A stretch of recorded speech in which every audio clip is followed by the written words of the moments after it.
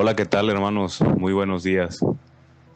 Me alegra mucho saludarles el día de hoy, jueves 23 de abril, y más, sobre todo, para meditar la palabra en este día en el que el Señor nos habla y en esta semana que hemos estado meditando acerca de este don tan maravilloso del bautismo que pues nos hace ser nuevas criaturas, nos regenera y al mismo tiempo nos hace también ser portadores de la gracia de Dios, nos ayuda a anunciar su palabra y también a actuar como Jesús actúa.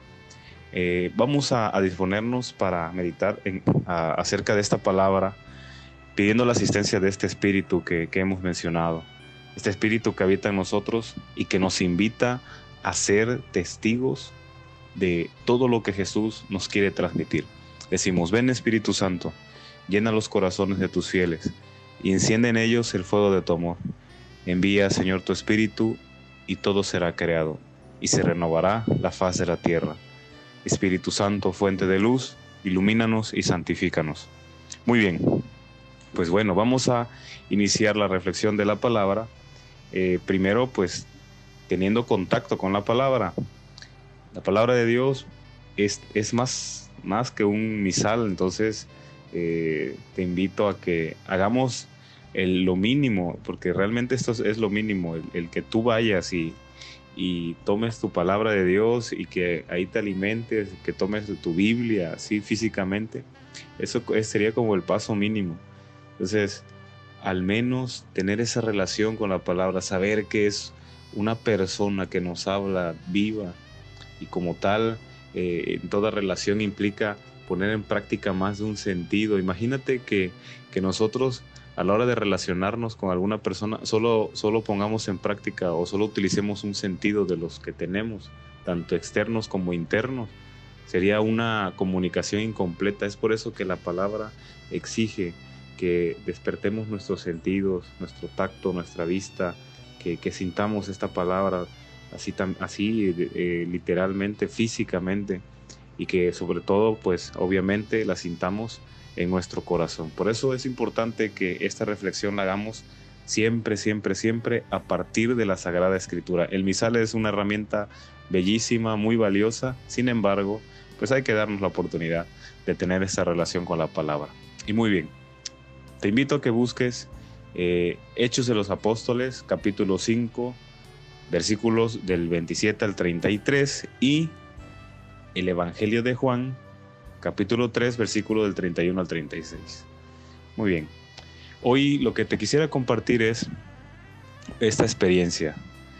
Yo creo que a más de uno de nosotros nos ha tocado defender a lo mejor algún criterio desde nuestra experiencia cristiana ante alguien o algunos que no piensan igual que nosotros. De hecho, esto es algo que lo podemos tener muy palpable actualmente, donde muchos criterios éticos, ideológicos, etcétera, ciertamente van en contra del cristianismo, de lo que el cristianismo va proponiendo, de lo que el Evangelio nos propone. Sin embargo, hay que tener en cuenta algo, que el cristianismo no es una guerra de Dios contra el mundo, no.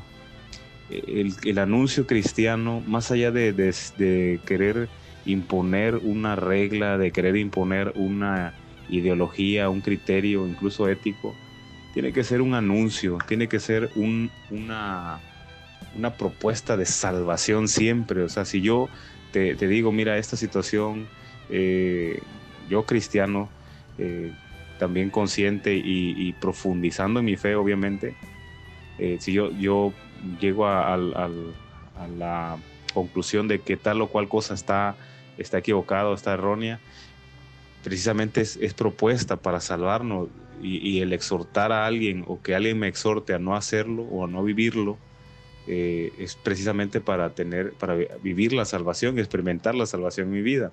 Entonces, no es una guerra cristianismo contra el mundo, no.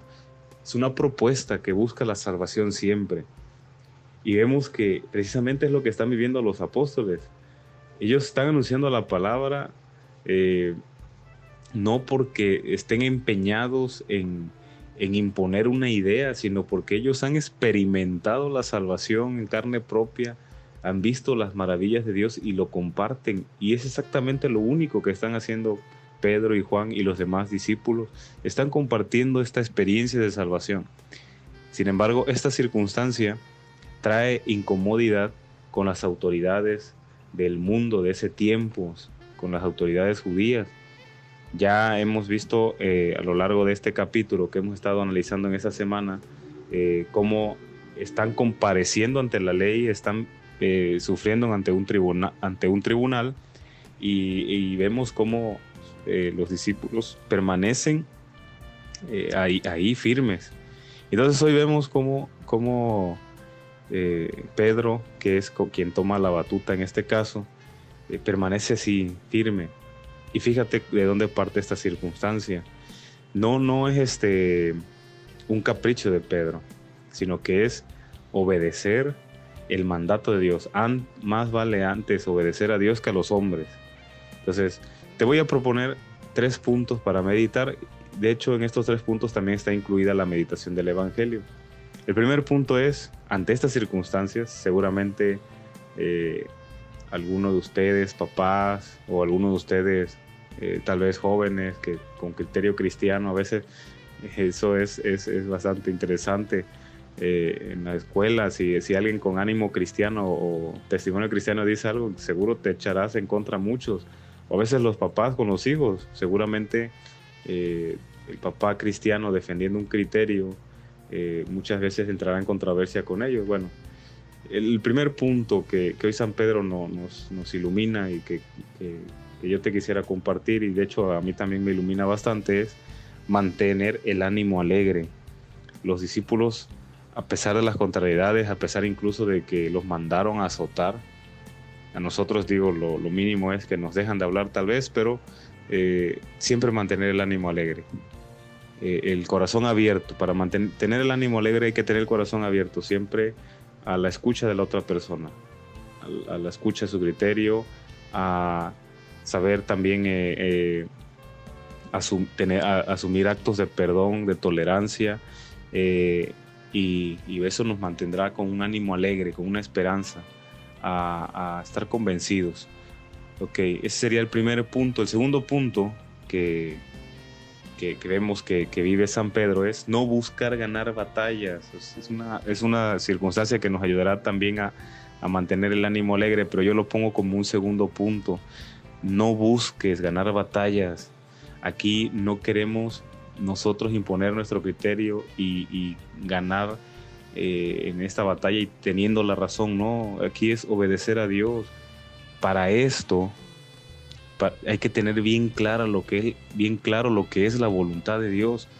Yo no puedo decir que estoy hablando en nombre de Dios si no conozco a fondo lo que realmente es la voluntad de Dios. Entonces, en este sentido, hay que buscar siempre prepararnos buscando argumentos, criterios que sean sustentables.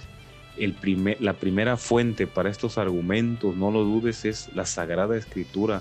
¿De dónde vamos a sacar nosotros argumentos para sostener el mensaje del Evangelio, de la Escritura, de la palabra? Entonces, este anuncio no es contrariedad del mundo por llevar la contraria y ser necio, no, es por obedecer a Dios. Los apóstoles están de pie frente al Sanedrín, frente a los que lo están juzgando. ¿Por qué? No por necios, sino por obediencia a Dios. Y en este sentido también nos invitan a anunciar, y en este anuncio, cuando surge la contrariedad, no poner resistencia. Muchas veces ponemos resistencia y terminamos rompiendo muchas otras cosas. Entonces, un segundo punto sería este: no buscar ganar la batalla, anunciar y no poner resistencia. ¿De dónde brota todo esto? ¿Cómo es posible esto? Hay algo que se repite tanto en esta lectura como en el Evangelio, que también te invité a que buscaras, y es ser testigos. Jesús en el Evangelio de igual manera lanza una invitación a dar testimonio de lo que hemos visto y hemos oído. Qué hermosas palabras.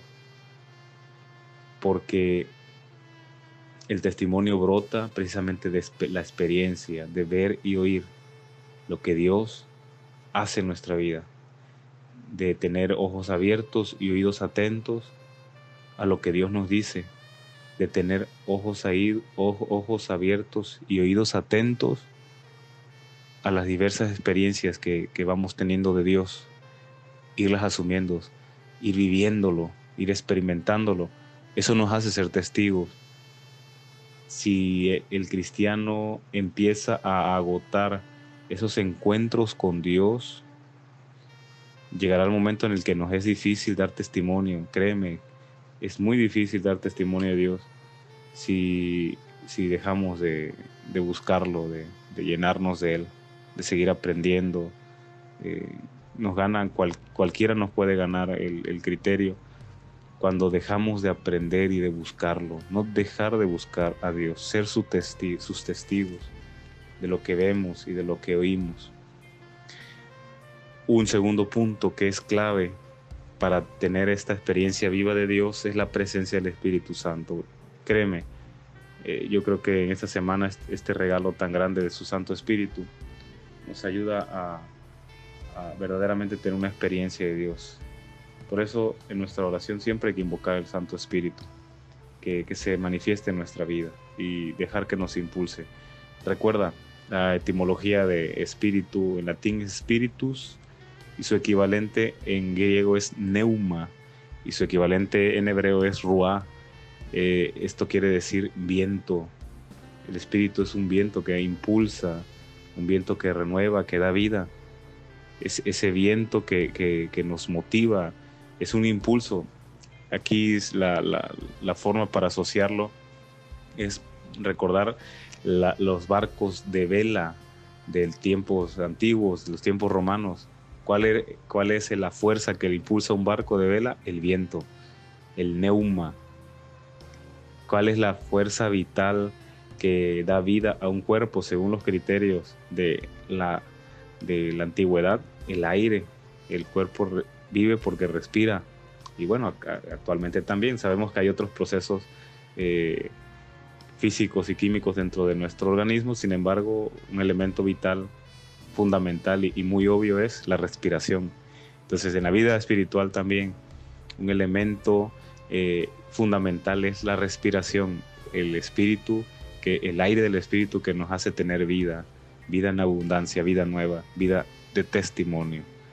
Ok, agradezcamos a Dios este don tan grande y pues oremos juntos como hermanos, como hijos de Dios, con la oración que rezamos los hijos. Decimos: Padre nuestro que estás en el cielo, santificado sea tu nombre, venga a nosotros tu reino, hágase tu voluntad en la tierra como en el cielo. Danos hoy nuestro pan de cada día, perdona nuestras ofensas, como también nosotros perdonamos a los que nos ofenden. No nos dejes caer en la tentación y líbranos del mal. Hola queridos hermanos, te invitamos a que te suscribas al canal Parroquia Santa Ana Boca del Río, donde estaremos subiendo todos los contenidos en este tiempo de Pascua. Agradecemos al Señor que nos permita estar siempre conectados a través de estos medios, a través de la oración y sobre todo a través de la gracia de su Santo Espíritu. Pedimos la bendición a nuestro Señor, que bendiga cada una de nuestras acciones, nuestros hogares, nuestros trabajos, a nuestras familias. El Señor esté con ustedes. Y la bendición de Dios Todopoderoso, Padre, Hijo y Espíritu Santo, descienda sobre ustedes y permanezca siempre.